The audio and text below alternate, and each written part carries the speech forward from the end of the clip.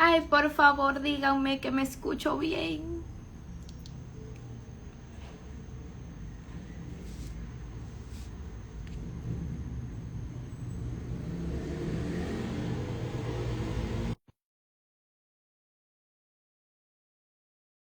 Y ahora se escucha bien. Ay, gracias, Señor, gracias. Ahora sí, ahora sí, ahora sí. Aquí estamos. Ahora se escucha bien, qué bueno. Sí.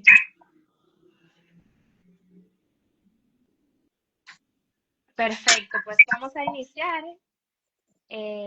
Ya tenemos dos, 22 televidentes, digo, espectadores, porque así es que se dice aquí.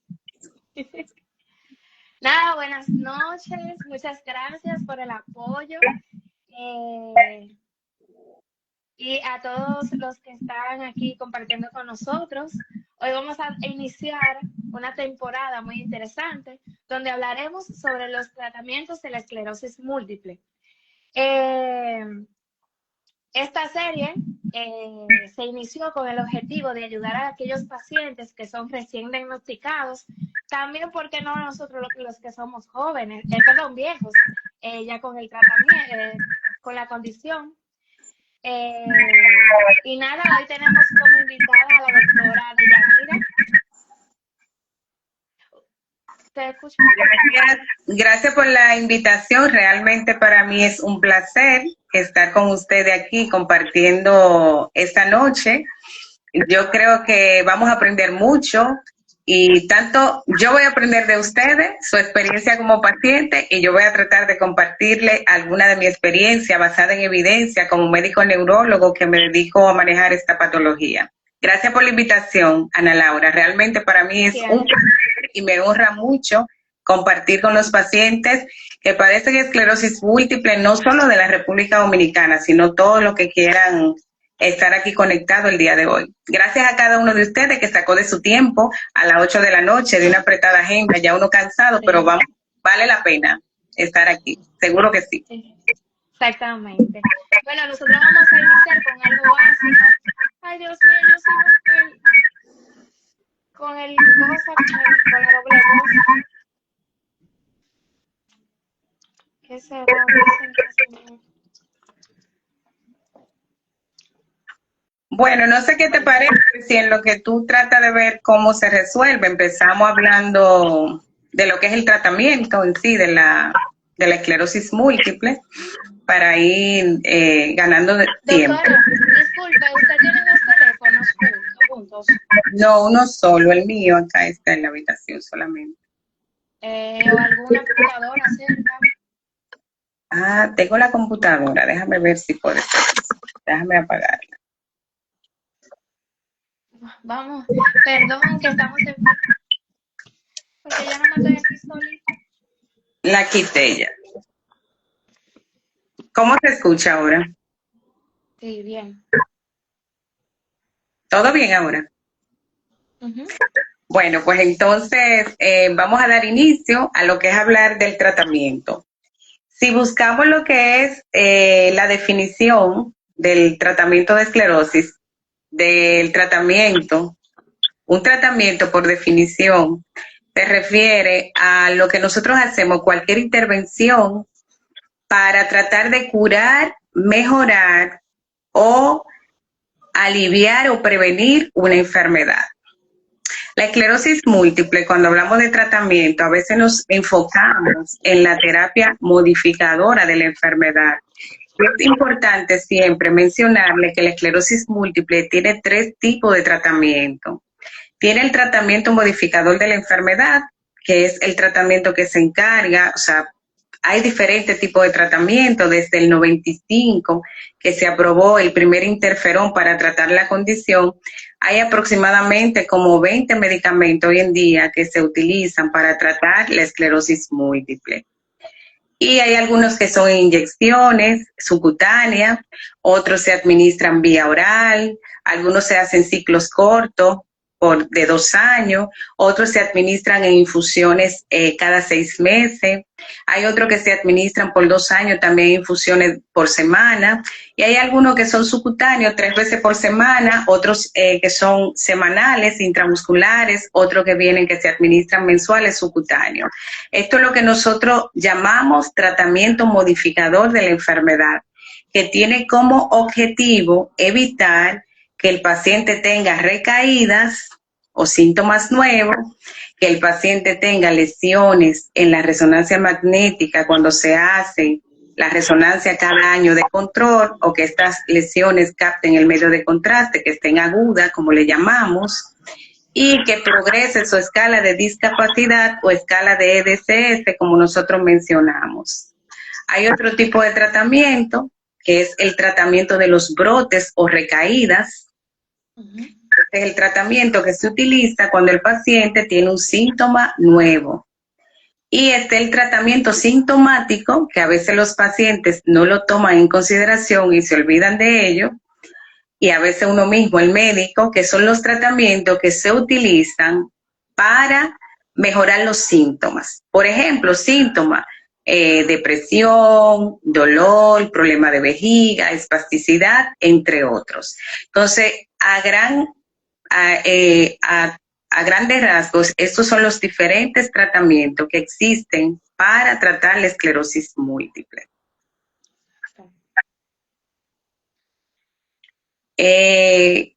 Realmente, algo que se preguntan mucho los pacientes es ¿por qué un paciente es candidato a un medicamento y otro paciente no? Realmente, nosotros tomamos como neurólogos varios parámetros a la hora de elegir un tratamiento en un paciente. Quiero saber que me escriban si se está escuchando bien o todavía hay alguna interferencia. ¿Ya se escucha perfectamente? Yo estaba teniendo problemas con el internet, pero ya mejor. Ya está mejor. Bueno, pues entonces, como le decía anteriormente, a la hora de uno elegir un tratamiento modificador de la enfermedad para los pacientes, tomamos en consideración, ustedes dirán, ¿y por qué tantos medicamentos? Bueno, hay muchos medicamentos porque hay diferentes tipos de esclerosis múltiple. Sabemos que la esclerosis múltiple más frecuente que existe es la esclerosis múltiple remitente recurrente. ¿Y qué es eso, doctora? Bueno, un paciente presenta síntomas nuevos que se puede recuperar completo o la recuperación puede ser incompleta, por eso damos el tratamiento modificador de la enfermedad para evitar que esos síntomas aparezcan. Y el 80% de los pacientes con esclerosis múltiple van a tener una presentación de esclerosis múltiple remitente recurrente. Realmente elegir el tratamiento en un paciente con esclerosis múltiple es un arte, porque hay que saber qué medicamento le conviene a cada paciente. Déjenme decirle que todas esas opciones terapéuticas, todos esos fármacos que hay, tienen un paciente que le queda ese medicamento. No es que yo quiero el último que salió, que yo quiero el más fuerte, no, porque tal vez ese medicamento que es más fuerte, en este periodo de la enfermedad donde tú estás, o en función del tipo de esclerosis múltiple que tú tienes, no es el que te conviene, ¿ok? Entonces, ¿qué otra cosa tomamos en consideración aparte de qué tipo de esclerosis múltiple tiene el paciente? Si es una remitente recurrente, hablaba, si es una forma primaria progresiva, o si es una esclerosis múltiple secundariamente progresiva. También tomamos en consideración, o sea, la agresividad de esa esclerosis múltiple. Ustedes pueden ver a veces, y lo pueden ver en la misma fundación, 2 pacientes con esclerosis múltiple, 24 años, 5 años de evolución de la enfermedad, y una paciente está muy bien, anda sin ninguna discapacidad, y sin embargo la otra paciente tiene mucha discapacidad y la enfermedad no le ha ido como tan bien. Y a veces pueden utilizar hasta el mismo medicamento. Lo que pasa es que la esclerosis múltiple se comporta diferente. Es una enfermedad que es completamente diferente de un paciente a otro, independientemente de que sea una esclerosis múltiple remitente recurrente. Nosotros a la hora de elegir un medicamento tomamos en consideración cuando el paciente tiene mucha actividad de la enfermedad o tiene una esclerosis múltiple muy agresiva. algo que no debemos olvidar los neurólogos es el paciente tiene que saber el medicamento que va a utilizar, tiene que conocer los efectos secundarios de ese medicamento, tiene que conocer qué es lo que él debe esperar de ese medicamento. Y tenemos que tomar en consideración el sexo, la edad, el tipo de trabajo, si la paciente o el paciente planifica embarazo para el medicamento, porque todo esto nos ayuda a nosotros a elegir un medicamento apropiado para ese paciente específicamente que tiene esa esclerosis múltiple. También tenemos que tomar en consideración si el paciente tiene comorbilidades, o sea, si el paciente sufre de la presión, si el paciente tiene problemas del corazón, si el paciente tiene problemas del hígado o otras enfermedades que pueda tener y los medicamentos que esté usando ese paciente.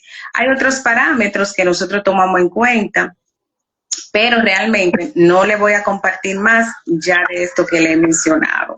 Estos son, así como a grosso modo, tenemos también que considerar el riesgo, los efectos secundarios y el beneficio de ese medicamento que yo le voy a ofertar a ese paciente. Y el paciente tiene que conocer el medicamento y a todo lo que se enfrenta tomando esta medicación.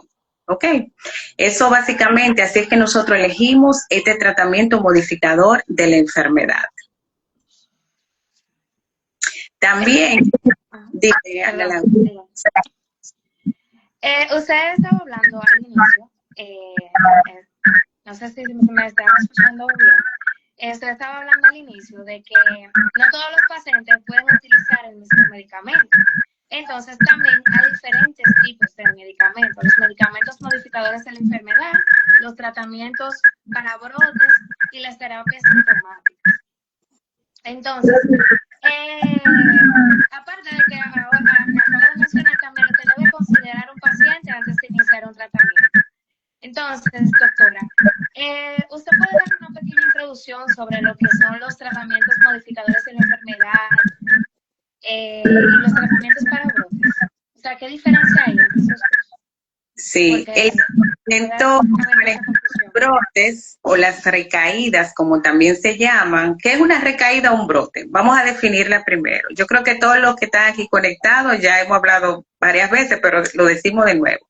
Se refiere como un síntoma nuevo o un empeoramiento de un síntoma que ya existe de más de 24 horas de duración, donde se ha descartado que el paciente tenga una infección o cualquier otra condición que esté exacerbando o que haga que el paciente tenga este síntoma. Eso es un brote o una recaída. Los brotes o las recaídas deben ser manejados con corticoides, o sea, con esteroides a altas dosis. Ustedes saben que por lo general se le hospitaliza o se puede hacer ambulatorio y se hace un ciclo de metilprednisolona a una dosis de 1 gramo. Se utiliza 1 gramo por día, un promedio de 3 a 5 días. La mayoría de los pacientes con esclerosis múltiple responden muy bien a esta administración de los corticoides, pero los pacientes que no responden, existe otra opción, siempre hay otra opción. Y la opción es la plasmaféresis. Si el paciente no responde a los esteroides, entonces se le administra o se le hace la plasmaféresis o recambio plasmático. Que eso es, ¿en qué consiste? Eso es como una diálisis. Se hace con una máquina de diálisis, se le coloca un catéter. Te dice Zavala lo del auricular, Ana Laura, que te lo retiro. Entonces, vamos a ver si mejora. Y ahí se escucha. Yo te escucho bien, yo siempre te he escuchado bien, el eco lo escuchan ellos. Okay. Vamos. Entonces, continuando con lo que es el tratamiento de la recaída o brote, lo de la plasmaféresis, el paciente se le coloca un catéter como que va para una diálisis y se hacen 5 recambios en promedio con día intermedio, un día sí y un día no. Eso es cuando los pacientes tienen recaídas o brotes muy severos y cuando los pacientes no responden a los tratamientos habituales que le ponemos con los corticoides. Esos son los tratamientos de los brotes o de la recaída, ¿verdad? Entonces, el tratamiento modificado 3 días, 5 días y 8. se administran, los corticoides se administran de 3 a 5 días, ¿verdad? Y el paciente no responde de 3 a 5 días, entonces lo que se hace es que se le hace una plasmaféresis. La plasmaféresis, que es otro tratamiento, que es como hacerlo, por ejemplo, hacerle un recambio plasmático al paciente, que se hace como que si fuera una diálisis. Y se hace en 5 o 7, pero en promedio 5 a un paciente con esclerosis múltiple. Pero este es un tratamiento ya como de segunda línea. Si el paciente no responde a los esteroides. ¿Ok? Entonces, ¿cuál es la diferencia entre el tratamiento de los brotes y recaída a lo que tiene que ser el tratamiento modificador de la enfermedad, que tienen objetivos diferentes? El tratamiento de los brotes o recaída, el objetivo es recuperar el síntoma, o sea, recuperar el síntoma que el paciente presenta. O sea, esto es lo que persigue, recuperarlo lo antes posible. El tratamiento modificador de la enfermedad tiene como objetivo evitar que el paciente haga síntomas nuevos, ¿verdad? Evitar que el paciente haga recaídas, evitar que el paciente tenga enfermedad activa en la resonancia magnética o evitar que progrese su escala de discapacidad o EDSS, como generalmente le llamamos. Yo siempre que hablo con los pacientes le digo que ellos tienen que estar seguros y conscientes de cuál es su escala de EDSS. O sea, si yo te pregunto a ti, Ana Laura, ahora, ¿cuál es la escala de EDSS que tú tienes actualmente? Un 10. Jamás. No sé, doctora, ¿eso es de menor o de menor a mayor? Porque Es de menor a mayor. Mayor el 10 ya eso fue lo último. Va de 0, 1, 1.5, 2, 3, 4, 4.5. ahora yo estoy en un 3 o 3.5. Ah, bien. Uno nunca quiere llegar a 5, 4.5, 5 por ahí, porque ya ahí se empieza a utilizar bastón, silla de rueda. O sea, nosotros lo que perseguimos es mejorar la calidad de vida y retrasar la progresión de la discapacidad. ¿Ok? Dice Mariel que tú tienes como un 2 de EDSS. No, Mariel, tengo problemas de memoria, del habla, muchas cosas. Eso es importante, sí, porque ahí están los síntomas invisibles de la esclerosis múltiple que no se ven, pero que sí impactan en la calidad de vida de los pacientes que son lo que la padecen realmente. Además, por el tema de que, por ejemplo, yo ahora estoy cursando una maestría, entonces me explica bastante la cosa. Poniendo, se me trenco la lengua, como por así decirlo, entonces eso afecta. Hay que considerarlo. Pero ahí cae, tú sabes que al tú recibir un medicamento bien eficaz y adaptado a tu tipo de esclerosis múltiple, esto va a retrasar que estos síntomas, tú sabes, aparezcan, aunque si aparecen, se alarguen el tiempo. Otra cosa que yo le digo a los pacientes, y voy a retomar el término de las recaídas, es que no todo síntoma es una recaída. No todo síntoma es una recaída, pero usted debe consultar a su neurólogo si tiene un síntoma nuevo, por sencillo que usted lo considere, porque existen los dos tipos de pacientes, lo que a veces minimizan los síntomas y lo que a veces tienden a pensar que tienen una recaída y no la tienen, pero ¿qué es lo más aconsejable? Que el paciente automáticamente tiene el síntoma, el paciente se lo comente a su neurólogo que sí lo conoce y va a investigar si hay una recaída o no hay recaída. Alguien pregunta cuáles son los síntomas. Bueno, vamos a tener no sé si empiezo desde ahora a responder preguntas, Ana Laura. Conversatorio. Y así bueno, hay el tema del agua. Sí, los síntomas de la recaída son los mismos síntomas que presenta un paciente con esclerosis múltiple. Puede tener neuritis óptica o pérdida de la visión de un ojo asociado a dolor. El paciente puede tener trastorno de la sensibilidad o pérdida de la fuerza de un lado del cuerpo, o pueden ser de las 4 extremidades en caso de que se trate de una mielitis y sea a nivel cervical, o puede tener trastorno de la sensibilidad y pérdida de la fuerza de la cintura hacia abajo, si la mielitis es dorsal. El paciente también puede presentar, por ejemplo, urgencia o incontinencia urinaria, o sea que estos síntomas empeoren. Puede sentirse también problema del equilibrio, visión doble, o sea, cualquier síntoma neurológico que aparezca en un paciente y que sea nuevo, que usted se percate, bueno, es nuevo, tengo que avisarlo a mi neurólogo para ver si estoy frente a una recaída. ¿Por qué? Porque hay que manejarlo, hay que ponerle tratamiento para la recaída y hay que evaluar si el tratamiento que usted está usando como paciente está funcionando. Ahora, otra información. No toda recaída indica falla del tratamiento, que ese es un tema que hay que tratarlo cuando se acabe esta sección. Recuérdense que yo estoy hoy solamente en la fase de introducción, o sea, hablando del panorama actual de lo que tenemos, y no hemos hablado de los medicamentos que tenemos disponibles en el programa de alto costo, porque sabemos que este programa está amparado por alto costo y que realmente bueno, actualmente nosotros tenemos, son como 7 fármacos disponibles. Tenemos el betaferón, tenemos el Revif, tenemos el acetato de glatiramel, tenemos la teriflunomida, que es el aubagio, tenemos también el fingolimod, tenemos el ocrelizumab y el rituximab, que aunque no es específico, a veces lo utilizamos, y la cladribine, que fue el último que entró al programa de alto costo.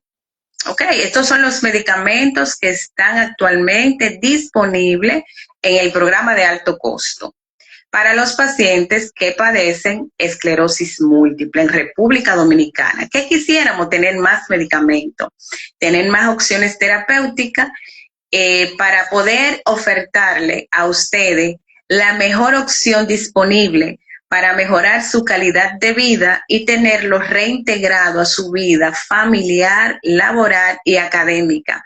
Ana Laura, tú decías ahorita, bueno, yo estoy haciendo una maestría y a veces como que me traba la lengua, como que no encuentro la palabra. Tú sabes que están hablando de tratamiento sintomático, lo que son los tratamientos para los síntomas, y aquí entra perfectamente lo que es el deterioro cognitivo. Los pacientes con esclerosis múltiple, no es secreto para nadie, tienen tema con la atención, con la velocidad de procesamiento, a veces con la memoria, pero existe lo que es la terapia de estimulación cognitiva. Quiero también decirle que, por ejemplo, es importante que ustedes tomen en consideración que la terapia física en el tratamiento sintomático está, miren, la terapia física es importantísima, igual de importante como una pastilla que usted se beba o como un medicamento que usted se inyecte. Está la terapia de relajación, está el yoga, la actividad física, toda la que usted pueda hacer, terapia ocupacional, terapia del habla, que alguien me está escribiendo, se le traba, o sea, hay terapia del habla, terapia para deglutir, si hay algún trastorno para deglutir, la terapia física, eso que tienen, que es tan común en ustedes los pacientes que padecen esclerosis múltiple, el problema del equilibrio. Entonces está también la terapia del equilibrio. O sea, hay muchas opciones terapéuticas no farmacológicas que ustedes no la aprovechan. Y no lo aprovechan porque todo. También lo que es, eso me lo dijo, que cuando lo lave, en vez de en el closet, que eso es una terapia gratis. Te escuché como media cortada, no escuché bien la idea. Pero el hecho es que yo quiero hacerle un llamado a a los pacientes que están aquí conectados y a los familiares también que hay muchas terapias que deben aprovechar para mejorar la calidad de vida y esos síntomas que tiene el paciente. Dicen que se entrecorta, Lau.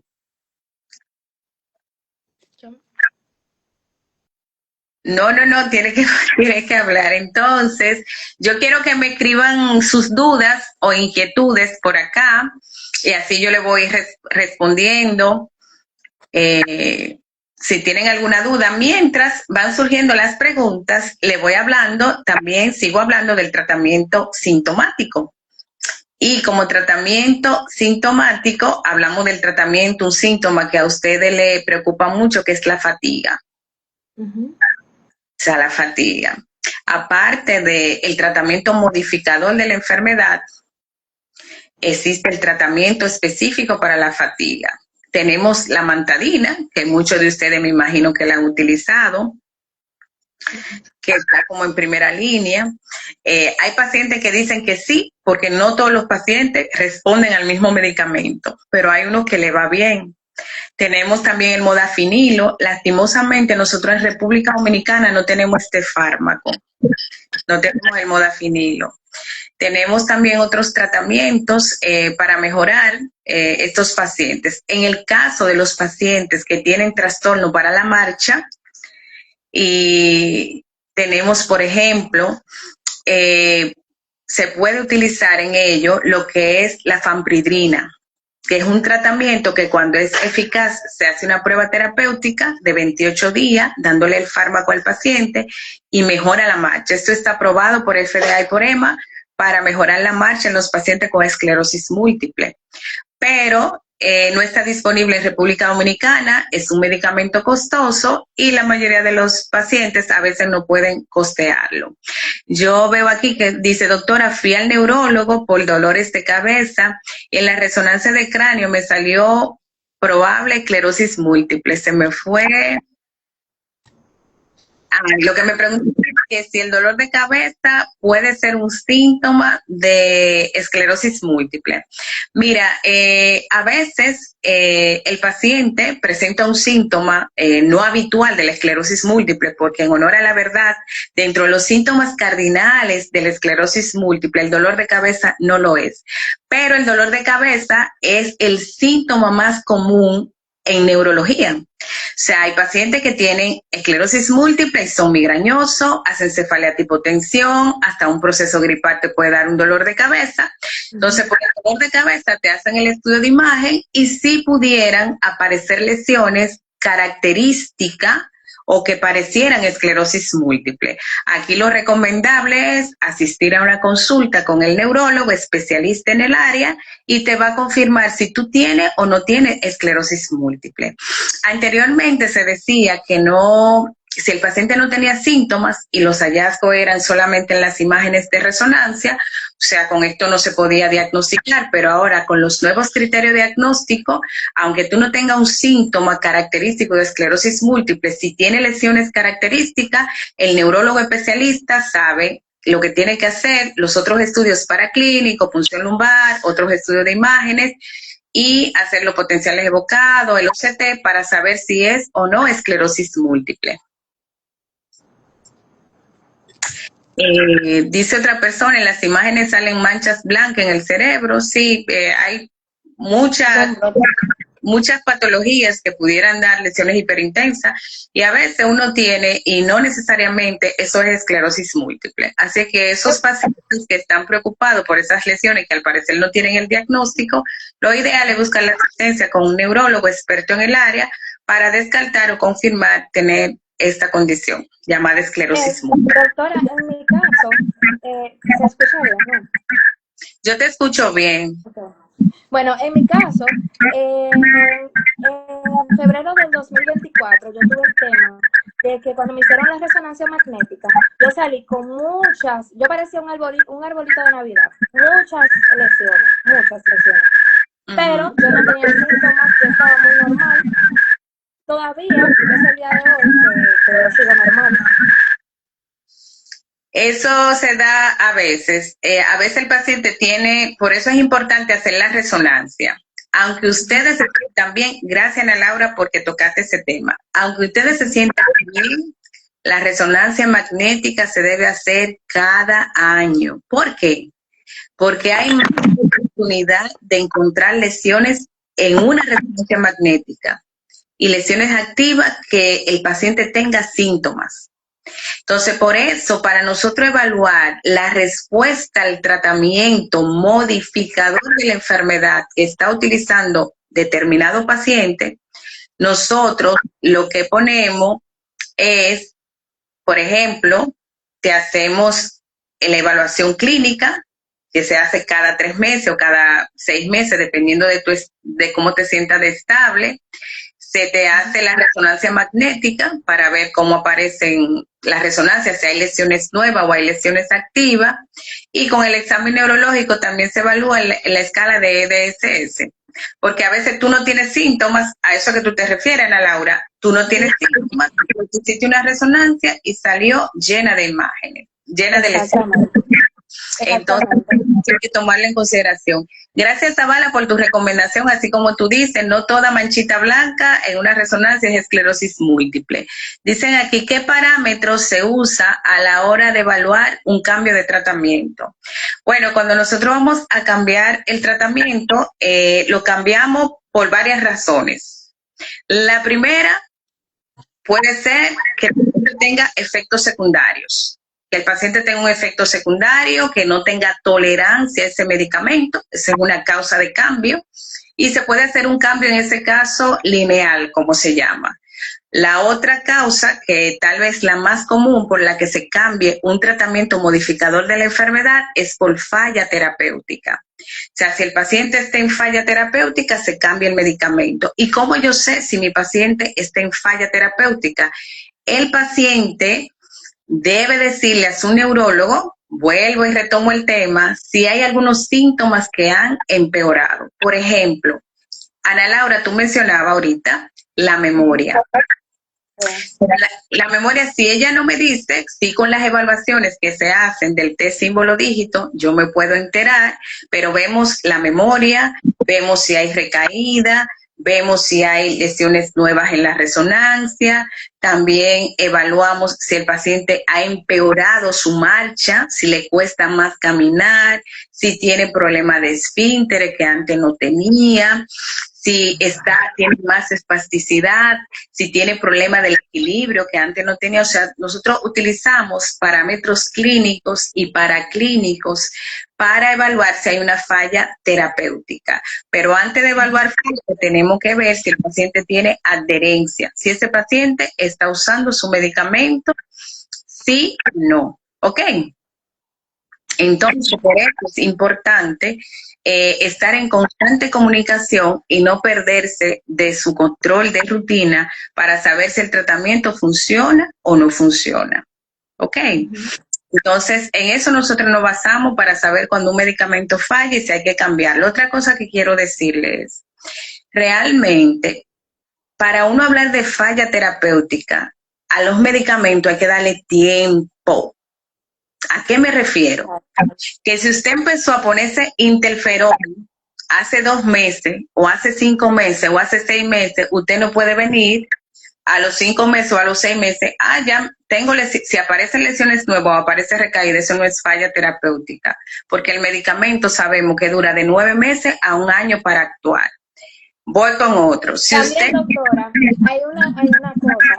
Hay un tema, por ejemplo, con los pacientes que no nos adherimos, somos nosotros que no nos adherimos al tipo de tratamiento. Dígase, al inicio, cuando me tocó el interferón, que era Revif en su momento, al inicio todo bien, yo me lo inyectaba cada 3 semanas, cada interdiario, pero ¿qué pasa? Ya al segundo mes, al tercer mes, no me gustaba, me dejaba moretones, entonces eso es muy incómodo. Y por eso yo automáticamente, irresponsabilidad mía, pero yo lo dejé de utilizar. Entonces, ese también es un tema paciente tratamiento. No es a veces que el tratamiento no surja su efecto, es que nosotros a veces no seguimos al pie de la letra. Adherencia. Y eso pasa mucho con los interferones. Por eso los interferones cada día, por eso y por su eficacia, comparado con estas nuevas moléculas que hay hoy en día, casi no se están ya utilizando. Pero tienen su público también. Hay una pregunta, había una pregunta antes, pero yo no sé, se fue ya de acá. Mira, a ver si tú la puedes leer, Ana Laura. Una que había antes, aquí dice, ¿se considera brote a volver a recuperar los síntomas luego de la aplicación de los impulsos? De los pulsos debe ser sí, si los síntomas estaban y se utilizaron los pulsos de metil, o sea, de esteroide, y se recuperó siempre, y se recupera, ese es el objetivo de los pulsos, recuperarlo. O sea, que los síntomas se recuperen y ojalá y se recuperen total. Eso es lo que se persigue realmente. Había otra pregunta antes de ahí, pero yo no puedo ahora. ¿Puede un medicamento fallar después de 5 años? Claro que sí. Claro que sí. Usted le puede estar yendo de maravilla con un medicamento, tener hasta 7, 8, 9 años y llega un momento, la luna de miel no es para siempre. Nada dura para siempre, hasta la belleza, como dice la canción. Entonces sí puede fallar. Claro que puede fallar. Si estás presentando algunos síntomas que tú consideras que pueden ser falla, entonces ve donde tu neurólogo para reevaluar todo la terapia para ver si hay falla o no hay falla. Zavala escribió algo ahí muy importante, lo del PIRA, que es la progresión independiente de la recaída, que es un parámetro que nosotros hoy utilizamos hoy en día, o sea, pacientes que clínicamente no tienen, o sea, ningún síntoma nuevo, no hay nada, no aparece nada nuevo en la resonancia, no aparece que su EDSS no progresa, pero sin embargo, el paciente está haciendo una progresión silenciosa. Eso es uno de los términos que se utilizan mucho hoy en día y realmente hay que tomarlo también en consideración para evaluar falla terapéutica y cambio de tratamiento. Yo hablaba cuando empecé a ver los mensajes, estaba diciendo que a los medicamentos hay que darle su tiempo. Y es porque hablaba de los interferones puntualmente, pero iba a mencionar luego la cladribine. La cladribine, por ejemplo, que son 2 ciclos de tratamiento, el paciente utiliza el primer año, la primera semana, a la 5ª semana, 5 días, y luego el segundo año hace el mismo esquema de tratamiento.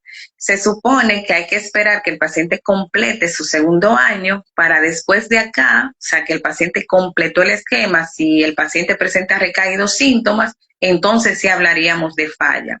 También pasa con el ocre, o sea, una sola dosis de ocrelizumab, o sea, una sola dosis per se, si se presenta una recaída, es poco habitual que con los anticuerpos monoclonales el paciente haga recaída, pero nada es al 100. Recuérdense que la esclerosis múltiple todavía no hay el medicamento mágico, no está la cura, se está cercano. O sea, se ha avanzado mucho.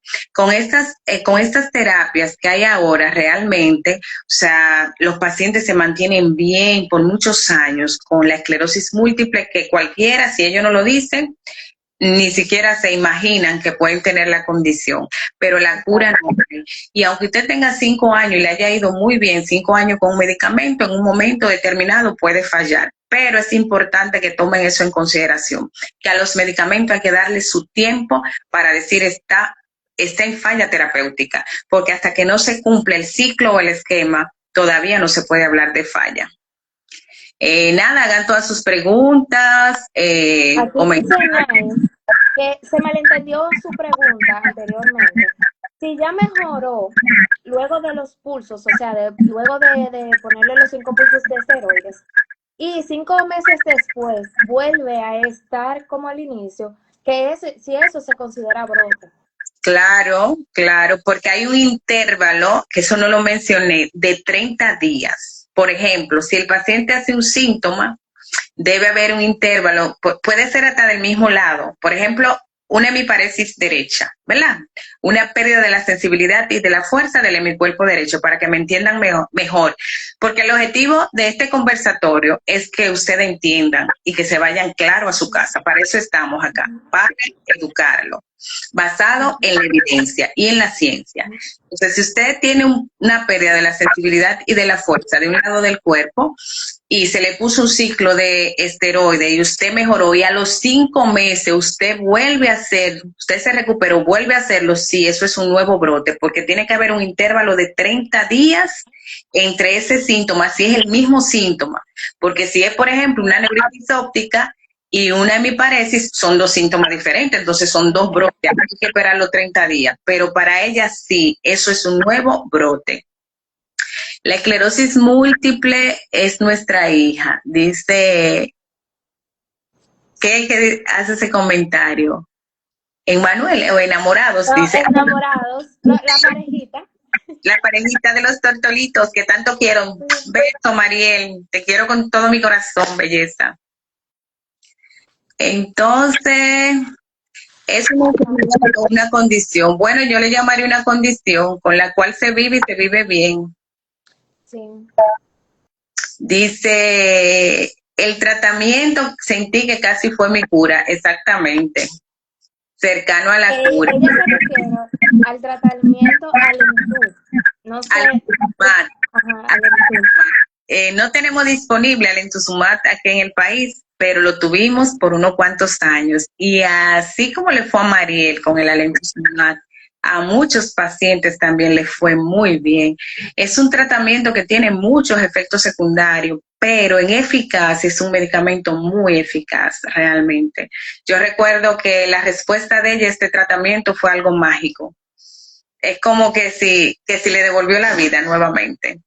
Eso es, no a todos los pacientes que lo usaron le fue como te fue a ti, porque es como le decía, o sea, no es el medicamento más fuerte ni el que esté de moda, es el que a mí me funcione como paciente. ¿Entendido? Yo espero que eso le quede claro. Hay pacientes que el medicamento se adhieren y le va súper bien. Hay otros pacientes que hacen efectos secundarios, no tienen adherencia y no responden de la misma forma. Cada paciente es independiente. Dice, tenía 2 años sin tratamiento, apenas lo estoy recibiendo desde hace 2 meses y aún no mejora mis síntomas. De mi última lesión medular, nivel C4, ¿cuánto debo esperar para que haga efecto el tratamiento? ¿El tratamiento de la recaída o el tratamiento modificador de la enfermedad? El modificador de la enfermedad. Depende de qué tiempo tiene utilizándolo, porque como yo mencionaba, los medicamentos hay que darle, tú sabes, su tiempo. Es bueno, por ejemplo, aunque sea un anticuerpo monoclonal, pero es bueno tener por lo menos un intervalo de 1 año en uso. Ahora, no todos los pacientes responden igual al tratamiento, pero mi experiencia con anticuerpos monoclonales en sentido general ha sido excelente, muy buena, pero he tenido también pacientes que desde el día 1 lo he colocado en anticuerpos monoclonales, pero esas son las excepciones y no he tenido la respuesta que yo espero. Pero al medicamento hay que darle por lo menos un margen de tiempo. Por lo menos si es una primera aplicación, vamos a esperar qué pasa con la segunda. Si no hay respuesta, entonces definitivamente ese no es tu medicamento. O sea, tú no estás respondiendo a eso. Sí, si es ocre, que no sabía cuál era el medicamento, entonces tiene que darle más tiempo. Es muy poco tiempo. Con 2 meses y debe tener una segunda aplicación a los 6 meses. Entonces al año, vamos a ver. Si no hay respuesta, no hay respuesta, pero tienen que darle tiempo. ¿Ok? Y hay ocasiones donde el paciente no responde desde el principio y no va a responder nunca. ¿Qué opina de que Cinta? Para mí, en lo personal, me ha ido de maravilla. Excelente, es un anticuerpo monoclonal, un anti-CD20. Son de los mejores tratamientos disponibles hoy en día. ¿Qué tan seguro es el uso de vacuna antes de iniciar tratamiento? Porque en mi caso, la vacuna de la influenza me provocó un brote. Bueno, mira, parece que eso fue coincidencia. Antes de iniciar el tratamiento, cualquiera, aunque usted se vaya a poner en interferón usted debe completar su esquema de vacuna. Eso es muy importante, porque esa es una de las formas que nosotros tenemos de mitigar el riesgo o de disminuir, para que ustedes me entiendan mejor, de disminuir los efectos secundarios con esos medicamentos, porque los medicamentos a más potentes son, más efectos secundarios tienen. Si el paciente hace más efectos secundarios, más potente es el medicamento. Entonces, los medicamentos hay que colocarse todo su esquema de vacuna. Todavía, hoy por hoy, la influenza no está relacionada a brotes o recaída. No está relacionada. Eso fue pura coincidencia. Y te lo digo basado en la evidencia y en la ciencia, en lo que está publicado. La vacuna que se han querido vincular a lo que es recaída es la de la fiebre amarilla, por ejemplo, que esa uno la usa solamente cuando va a viajar a Brasil o a países puntuales que te la piden, que si tú estás en un tratamiento de esclerosis múltiple, ya no la puedo utilizar. Hay que ir con un esquema de vacuna completo, porque una vez tú inicias el tratamiento, hay medicamentos, hay vacunas como la de, por ejemplo, la varicela, que tú no puedes utilizarla.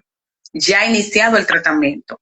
Por eso es recomendable completar tu esquema de vacuna completito antes de llegar. Se ha dicho que también la varicela, me pasó con un paciente que se puso la vacuna de la varicela y hizo un brote en medio de la vacunación, pero no hay evidencia para decir que fue que la vacuna de la varicela le iba a dar el brote y coincidió. ¿Ok? Porque son vacunas, si están recomendadas por FDA y por EMA, son seguras, no se asocian a recaídas. Se habla de esa, de la fiebre amarilla, la de la varicela es bastante fuerte también, pero influenza, no. De hecho, los pacientes, la mayoría, en tratamiento con interferón, teriflunomida, se pueden se pueden vacunar contra la influenza. Y luego ponerse el tratamiento. Exactamente, eso fue pura coincidencia realmente. Okay. ¿Qué opina del Bronspi? Mi esposo se lo está aplicando desde el 27 de diciembre, lleva 5 dosis. ¿Qué es el Bronspi? Dice Bonspi.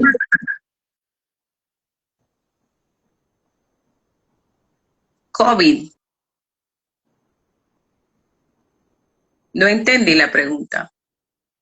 Ah, el OFA, ella pregunta el OFA. Ah, no, un medicamento muy bueno, hablamos de eso ya. Esa es una marca comercial, ok. Sí, pero eso es lo mismo, un anti-CD20 es muy bueno. Aquí dice, ¿cuál sería la ventaja de diagnosticar la esclerosis con tiempo? Oh, mucha.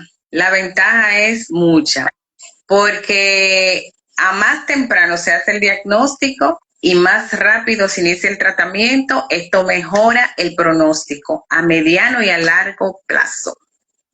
Mejora muchísimo el pronóstico. Tan pronto se hace el diagnóstico, se debe iniciar un tratamiento modificador de la enfermedad. Del OFA habíamos hablado ya anteriormente, porque había una paciente también que preguntó, el ofatumumab es muy buen medicamento. Los pacientes responden muy bien. Hay algunos pacientes que lo usan y la experiencia de lo que hemos visto es que le va súper bien. Pero tan pronto tengan el diagnóstico, inicien el tratamiento. Eso es lo ideal. Si se diagnosticó hoy, completamos esquema de vacuna, esa es la ruta de seguimiento y tan pronto se complete el esquema de vacuna, se inicia el tratamiento modificador de la enfermedad, que se elige tomando en consideración todos los parámetros que hemos conversado hoy. Doctora, hace un tiempo uno de los compañeros me escribió y me dijo, yo estoy pensando en no volver a utilizar ningún tipo de tratamiento para la esclerosis múltiple. Hasta ahora le ha ido bien, pero ¿qué mensaje usted le daría a esa persona para que lo escuche? Porque para ver si vea en algún momento este video. Estaba usando el medicamento. Él estaba utilizando el medicamento, le iba súper bien. ¿Qué pasa? Se sintió súper mal. Dijo, ya yo no voy a utilizar medicamentos en mi cuerpo, solamente cosas naturales. Hasta Bueno, ahora le está yendo bien, pero ¿qué usted le podría decir? cree que le está yendo bien, pero si tiene realmente una esclerosis múltiple, la esclerosis múltiple no duerme. Y el día menos pensado te da una palmadita en la espalda. Todo depende de la edad del paciente, el tiempo que tiene con la esclerosis múltiple. Si es una esclerosis múltiple remitente recurrente o si es una forma ya una secundariamente progresiva no activa. Porque si es una secundariamente progresiva que no tiene actividad, tal vez no va a tener muchas repercusiones. Ahora, si es una esclerosis múltiple remitente recurrente, un paciente joven y está sin medicación, tú lo mencionaste ahorita, Ana Laura, tú te hiciste una que estaba como un arbolito, ¿qué? Un bombillito de Navidad, porque tú dijiste. Un bombillito, es un arbolito de Navidad. Y clínicamente, ¿tú sentías algo? No sentía nada. Entonces, probablemente él cree que está bien o ella cree que está bien. Y la esclerosis múltiple está haciendo su efecto. Es verdad que no es acetaminofén, lo que uno se pone, el tratamiento de la esclerosis múltiple, son medicamentos que tienen su riesgo, pero para eso se hace la farmacovigilancia. O sea, para eso hay un neurólogo, hay varios neurólogos en República Dominicana y en todos los países del mundo dedicados al manejo y al cuidado de los pacientes que padecen esta patología. Entonces, lo que hay que estar vigilante. La farmacovigilancia es muy importante y cualquier cosa que se presente, se cambia de medicamento, se suspende, se trata, lo que llegue. Pero yo le aconsejo realmente que trate de retomar su medicación, porque aunque se sienta bien, lo que se mencionaba también anteriormente, el PIRA, la progresión independiente de la recaída. Puede ser silenciosa, ¿eh? El paciente cree que todo va bien, que no tiene nada, no tiene síntoma nuevo, pero la enfermedad lentamente va avanzando. Va el deterioro cognitivo, los problemas de esfínter, la disminución de la velocidad de la marcha, la atrofia cerebral, la atrofia de la médula, o sea que la enfermedad silenciosamente avanza aunque no lo crea. Bueno, aquí nos dice nuestra empoderada, dice, el tratamiento depende del reposo. Mi diagnóstico llegó de una vez y tengo 2 años esperando por tratamiento. No queremos calentarnos tanto. Si quieres responder. Claro, no, es importante y que las autoridades lo escuchen. O sea, los pacientes necesitan su medicamento tan pronto se hace el diagnóstico. Ese es el objetivo y eso es lo que perseguimos. Yo donde quiera que pueda hablarlo, lo hablo. O sea, no hay que calentarse porque es un derecho que tienes tú como paciente a tener tu medicación. Lo que yo creo, y siempre lo digo también, es que en este país las ARS también deberían cubrir una parte del medicamento. O sea, que es algo que se hace en otros países y acá no se hace. Entonces, eso es importante realmente. Pero sí, lo ideal es, ese es un tema que tenemos ahora. No era el tema a tratar, pero realmente el acceso al programa de alto costo, o sea, tiene un caquito botella y está medio difícil, pero esperamos que esas cosas mejoren realmente para que los pacientes tengan su medicación y la tengan a tiempo, porque 1 año, 2 años es mucho, 1 mes es mucho, retraso en la medicación. A más rápido. Yo tengo varios compañeros que tienen 2 años y de 1 a 2 años sin tratamiento y algunos hasta brotes le han dado. Debido a que no han tenido tratamientos. Sí, ojalá y no escuchen y qué sé yo, algunos de los pacientes que están aquí conectados y de los que no están, que están en lista de espera, puedan tener acceso a su medicación. Dice, ¿cómo debemos alimentarnos los pacientes con esta condición de esclerosis múltiple? Es importante asistir a un nutricionista. Sí, la alimentación es muy importante. Hay 3 pilares que yo siempre les remarco y es el sueño. Descanso. Pero ya no hay que enfocar actividad física. O sea, hay que hacer terapia física, hay que hacer de todo. Y la alimentación, eso es cardinal. O sea, es 1A. 0, alejarse de todo lo que sea inflamatorio, el estilo de vida, el consumo de alcohol, el consumo de tabaco, de sustancias que sean tóxicas y todo saludable. Realmente, la alimentación es muy importante. También tratar de mantenerse o sea, en su peso, porque como es una enfermedad que es neurodegenerativa, esto indica que, Ana Laura, que independientemente Va de que progresando. retrasan con la medicación, pero pueden llegar a algunas cosas. Entonces, el objetivo es tratar de enlentecer lo más que se pueda y mantenerse en un peso ideal, porque el aumento de peso, luego que lleguen ciertos síntomas, te va a aumentar tu escala de discapacidad. Pero la alimentación es cardinal, señores. Alimentación, ejercicio, actividad física. No me digan, no, que yo estoy en una silla, o que no, mueva, coge una pesita con la mano si puede mover. Si no puede la derecha, mueva a la izquierda. Mueva el pie Sí, izquierdo. doctora, inclusive, por ejemplo, cuando uno se despierta en las mañanas, hasta lo más mínimo, uno se para en la cama, se siente, se para en la cama, ya eso es un ejercicio. Y eso debemos de motivarnos más a hacerlo diariamente. Dice Mariel, el chicharrón, doctora. Ella sabe que no, yo la quiero, la amo con todo mi corazón, igual que ella a mí, pero ella sabe que no, que esa no va. Para nada, saludable, Mariel. Tú sabes lo que es comer saludable, porque tú tienes una madre que, y Joche ahora se encarga de que todo sea saludable también. No, y la tía Chicle, ahí Dura. con ella. Mantenerse activo ayuda bastante, claro, mucho. El primer tratamiento de la fatiga, que yo no se lo mencioné ahorita, hablamos de señores, la actividad física. A medida que ustedes hagan actividad física, se van a sentir mejor. Háganla. Va a doler, sí duele, pero luego se van a sentir mucho mejor. Y además, van a ejercitar este músculo. Aquí, eso es un músculo. A medida que ejercitamos el cuerpo, lo ejercitamos a él también.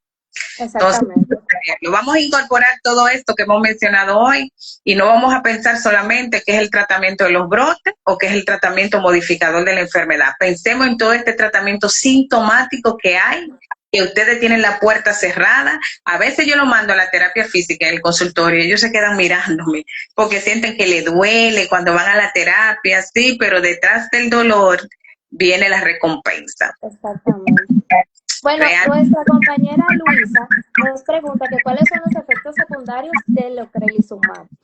Entonces, Luisa, tenemos para decirte que nosotros vamos a continuar haciendo estos live para abarcar más por cada tratamiento. Entonces, así que para la próxima, cuando toque ocrelizumab, tú anotas las preguntas y nosotros vamos a desarrollar más el tema. Pero si la doctora quiere, puede decir algo breve. Sí, veo que han hecho otras preguntas ahí también. Vamos a hacerlo breve, porque acuérdense que esta es la parte de introducción y que cada tema va a ser tocado independiente. El ocrelizumab tiene efectos secundarios que pueden ir desde reacciones en el momento de la infusión, donde el paciente puede hacer rash, tema de que se sienta la garganta que le molesta, como una tosecita. Pueden presentar a veces hasta dificultad para respirar, que la presión se le puede subir o se le puede bajar un poquito. Puede hacer urticarias en el cuerpo. A veces el paciente siente que esos días ahí que vienen le puede doler la cabeza también, un efecto secundario. Y las infecciones urinarias también, que son muy fuertes. Sí, pero que el paciente con esclerosis per se, por tener el tema de la vejiga neurogénica, déjenme decirles, señores, que yo les tengo un temazo después que acabemos estas secciones de todos los medicamentos. Es un tema para mis chicas, pero los chicos también pueden estar, pero es un tema de chicas con esclerosis múltiple, que yo le voy a compartir. Le va a ayudar muchísimo, así mismo, mujeres al poder. Entonces, estos son los efectos. Entonces, como medicamento inmunosupresor, si buscamos la definición, es un medicamento que te puede predisponer a infecciones de vías respiratorias, a infecciones de vías urinarias, a aparición de hecho, hasta que cuidarse, hacerse su mamografía, su sonomamografía, su cuidado de piel para ver los melanomas que están de boga hoy en día, aunque nosotros no somos de raza blanca, pero también hay que tomarlo en consideración. Entonces, son muchos los efectos secundarios, las la elevación de las pruebas hepáticas también que se pueden ver en estos pacientes. Y esto es muy básico. Si el paciente hace, por ejemplo, COVID, los pacientes con COVID que hacen infección, le va peor cuando utilizan ocre o rituximab que cuando usan otra de estas terapias modificadoras de la enfermedad. Entonces, así como que a grosso modo. Y pregunta mi querida paciente por ahí, di que después de usar el medicamento, ¿a qué tiempo yo puedo ir al gym? Depende de qué medicamento usaste, porque, pero por lo general ya un mes después tú te puedes reintegrar. Cuidarte porque sabemos que estos medicamentos te tumban un poquito tu sistema inmune. Recuérdense que son medicamentos que son inmunosupresores, la mayoría. O que tu sistema inmune no es igual, porque eso es lo que perseguís, eso es lo que nosotros buscamos, ese es el objetivo, disminuir esta inmunidad que te está causando todo este daño a tu sistema nervioso central. Pero aquí menciona algo, la pérdida de pelo es más abundante. Sí, pueden ser, porque como le dije, todos estos medicamentos son, de hecho, el rituximab era un medicamento que se utilizaba antes para quimio, en pacientes con linfoma, y todavía se usa. O sea, la mayoría de estos medicamentos, la cladribine era un medicamento de quimioterapia. Ustedes se recuerdan que los medicamentos quimioterapéuticos, o sea, tienden a veces adelgazan el pelo, producen cierta caída, pero si tienen caída del pelo, también afecta mucho el cabello. Sí, el aubaje también afecta mucho el pelo, produce mucha caída, pero es inicial. Después el paciente recupera su melena posteriormente. Pero hay pacientes que se quedan con adelgazamiento y cierta pérdida de pelo en todo el tiempo que lo están utilizando. Pero también no todos se lo achaquen al medicamento, a la esclerosis múltiple. Verifiquen si tienen deficiencia de vitaminas, verifiquen si tienen, por ejemplo, trastorno de tiroides, que todo eso también da, porque a veces nos enfocamos solo en el medicamento y en la condición. Recuérdense que ustedes son seres humanos que tienen todos sus órganos, no solo el cerebro y la médula, y que cualquier otra cosa le puede afectar o pueden tener otra enfermedad. Es una enfermedad que, gracias a Dios, no es mortal. Se vive hasta que papá Dios lo quiera dejar aquí con nosotros, o sea, así vamos a vivir hasta que papá Dios lo quiera tener aquí. Entonces uno puede tener hipertensión, diabetes o cualquier otra condición. Dice aquí, doctora, yo fui al gimnasio a los 2 días de ponerme el rituximab. Felicidades, mi amor, pero cuando te lávate bien la mano y limpia todo eso donde te vayas a sentar a hacer tus ejercicios, ¿ok? Sí, tienen que cuidarse, pero no me dejen de sus actividades físicas. Quiero motivarlo a todos a utilizar todo este tratamiento no farmacológico. Bueno, doctora, muchas gracias. Vamos entonces a culminar este primer episodio, aunque con algunas fallitas, ¿verdad? Todavía las tiene. Pero bueno, gracias a Dios todo fue muy bien. Se escucha bien, ¿verdad? Yo te oigo bien, yo nunca he tenido un problema para escucharte. Okay.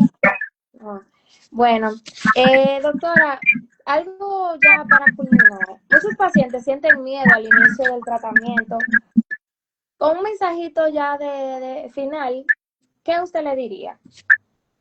Que no hay que tener miedo, porque el medicamento es el mejor aliado que tiene cada paciente para vivir con esta condición. O sea, al medicamento no hay que tenerle miedo. Lo que hay que estar con un buen especialista que te lleve todos tus controles de rutina. Y tú ser disciplinado, conseguir todas tus medicaciones y todo lo que tiene que ver. Pero realmente al medicamento no hay que tenerle miedo. Yo de verdad le perdí el miedo a los tratamientos de la esclerosis múltiple cuando veo los beneficios en los pacientes. Lo que sí es importante hacer es hacer buen screening o un buen abordaje antes de llevar el paciente a esa determinada terapia. Y luego hacer un seguimiento continuo, no dormirse, sino estar pendiente siempre, porque de que tiene sus efectos secundarios lo tienen, pero no hay que tenerle miedo, porque es diferente como viven los pacientes con esclerosis múltiple hoy en día que como vivían anteriormente. O sea, esto es un cambio del cielo a la tierra con estas nuevas terapias modificadoras de la enfermedad. Así es que realmente no hay que temer por nada. Y quiero invitarlo yo misma a continuar con esta sección. Ya esto de hoy fue, hablamos mucho, o sea, hablamos de todo, pero ya los temas que vienen a continuación van a ser específicamente de una terapia puntual o una familia de terapia. Y ahí ustedes van a poder hacer todas sus preguntas, todos sus comentarios, todas sus inquietudes. Somos un equipo de neurólogos que nos dedicamos al manejo de estas patologías en República Dominicana y realmente vamos a ir bien de la mano con cada uno de ustedes. Gracias, Ana Laura, por la invitación. Gracias a cada uno que se conectaron. Gracias, Zavala, porque estuviste aquí 1A desde el principio. Gracias por todos los aportes, por hacerlo interactivo. Pedimos excusa por la falla técnica, es la primera, ya esperamos que para la siguiente no se presente, pero Voy a tener que comprar un teléfono. en todo es posible, ¿verdad, Ana Laura? Hacer todo. Gracias, de verdad. Muchas gracias, doctora, por su tiempo. Señores, los doctores que nosotros tenemos son superhéroes, porque son 10,000 cosas al día que hacen, pero siempre nos están apoyando. Así que eso tenemos que admirarlo y también agradecerlo. Muchas gracias a todos. Gracias. Besos, cuídense mucho, felices sueños. Y nos vemos. El tema que es la bomba para nosotras las chicas poderosas, eso viene después de que terminemos la sección de medicamentos. Bye, hasta la próxima. Bye.